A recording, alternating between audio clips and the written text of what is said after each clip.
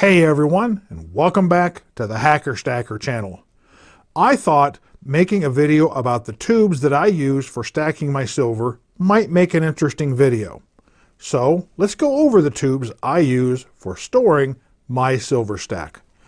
When I first started stacking silver, I was only going to stack two different kinds of silver: constitutional or junk silver and 1-ounce bars. And it wasn't long before I realized I needed a method to organize this stack. I couldn't just throw them all into a box. So during a trip to the LCS, I picked up some of these clear plastic tubes with screw-on lids. And it didn't take me long to figure out I just absolutely hated these things. I'd gotten some for the halves, the quarters, and dimes, and I found out that no matter how I placed them in the container, they wouldn't stand up like this, even though they were packed in there fairly well. Moving it around, they would always shift places, and the next thing you know, I'd have a bunch of tubes like this, or one would actually fall down and then others would fall on top of it. It just came up to be a huge mess because I could not get them in there so they were tight against each other so they wouldn't move around. They'd shift and wobble and get all mixed up. It was a mess. It was also at that time I realized the potential for another, even larger issue. Since these tubes are rigid plastic, just like the capsules that a lot of people like, I realized that these might be filled up with substantial weight. And packed in there into my container, should I accidentally drop that entire container, these might well crack. I have actually broken coin or capsules with coins in them, just dropping them on the floor. So imagine a great big huge container full of these with coins and bars in them, dropping them. There's a lot of weight to come to a sudden stop.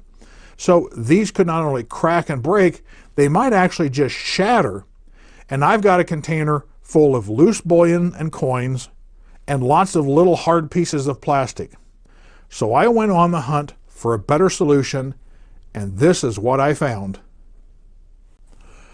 Folks, I appreciate you taking the time to watch my videos, so be sure to like, share, comment, and subscribe, and hit that bell to get notifications on new content, because it's only with your support this channel can continue to grow. Once I started using these, I never considered going back to those rigid plastic tubes. I like these tubes for 3 reasons, as I think they're far superior to what I had been using. First, they stay put in my container. Now, this isn't all the tubes I have. I have a lot more than this. I just pulled these out for a demonstration. But since they're all square, even the ones for sovereign and constitutional coins, they're square. So while they may shift a little bit, they aren't subject to falling over each other or sliding into an empty spot, because there isn't a big enough empty spot for it to start to turn over. And with the round tubes, any lateral movement would simply cause those things to try to pass each other like road ragers in a traffic jam. These squares stay put. Yes, they might shift a little bit because there's a little empty spot next to them, but that's minor. I still open up the container, and this is what I see. When I open it up, it's the same thing as when I put it in there. Second, they are a softer material. They flex a bit. And I'll use the lid for this 1-ounce bar to demonstrate. As you can see, they flex quite a bit. I can twist this lid quite a bit, so they are soft and pliable. This means if I've got a container full of these tubes with silver in them, they're far less likely to break, crack, or even worse, shatter. And third, it's hard to see, but the bottom of these tubes are actually narrower than the top. I'll pull out my calipers and I'll show you. We'll measure the top, and you can see it's 1.123 millimeters. On the bottom, it's 1.095, ever so slightly tapered from the top to the bottom. This is a minor detail, but it makes putting this tube back in this slot a whole lot easier, if things were a little bit tight, I don't have to twist and move and shift and move these out of the way just to get that tube back in. I pull it out and it can go back in far easier because it's a little narrower on the bottom. Also, you may be wondering what the blue stuff on the lids are. That's how I keep track of full, partially full, or partially empty if you're a pessimist, and empty tubes.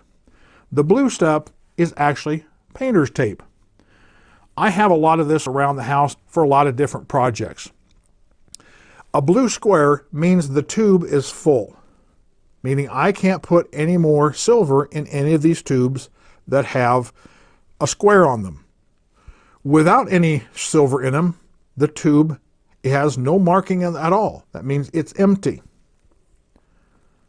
The ones with triangles means these are the ones I'm working on filling. I'm in the process of filling these tubes right here. This way, when I open the container holding all the tubes, I can immediately see which ones are full, which ones are empty, and which ones I need to add my current acquisitions into, if that's what I'm doing when I pull out the stack. For instance, here's a couple of $half tubes that are full, so they have a square on them. This one is partially full. It has maybe 8 or 9 bennies in it. So if I come home after purchasing, let's say, some $half at the LCS, I know exactly which tube to reach in and pull out to add to the stack. So I can put them in this one, as this one is empty and this one is partially full. Now, if a particular bullion, in this case right now, I have an even number of tubes filled with quarters. Again, this isn't everything, this is just a demonstration. I have another one that is empty. This means this is the one I'm going to put my next quarter acquisition into if I purchase it, or hopefully, maybe I'll find a silver quarter in a Coinstar machine. Watch this video up here if you want to know more about that. That's the empty one, but that's going to hold the next acquisition of quarters. This dime one has 1 dime in it. This is the 46 Rosie I found in that video I just referred to, so it is the one that I'm going to add more dimes to as I acquire them. I don't want to have just blank ones for partially full, because I might put some dimes in here, a few weeks later I'll put some dimes in here, a few weeks later I'll put some dimes in here.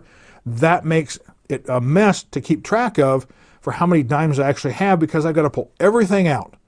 If it doesn't have a piece of tape on it, I know it's empty. This way I can open it up, I can tell which ones are full, which ones are empty, and which ones I'm adding to currently. This way I don't end up with several partially filled tubes of a given silver product. So this is what I do with my stack in my tubes, and what I do to the tubes to identify full, partially full, and empty tubes. That explains the blue tape. Remember, this is my method. It works for me. You can either adopt it in full, modify it to suit your needs, or reject it altogether. Makes no difference to me. Stack what you like what you stack, keep on stacking, and I'll see you in the next video.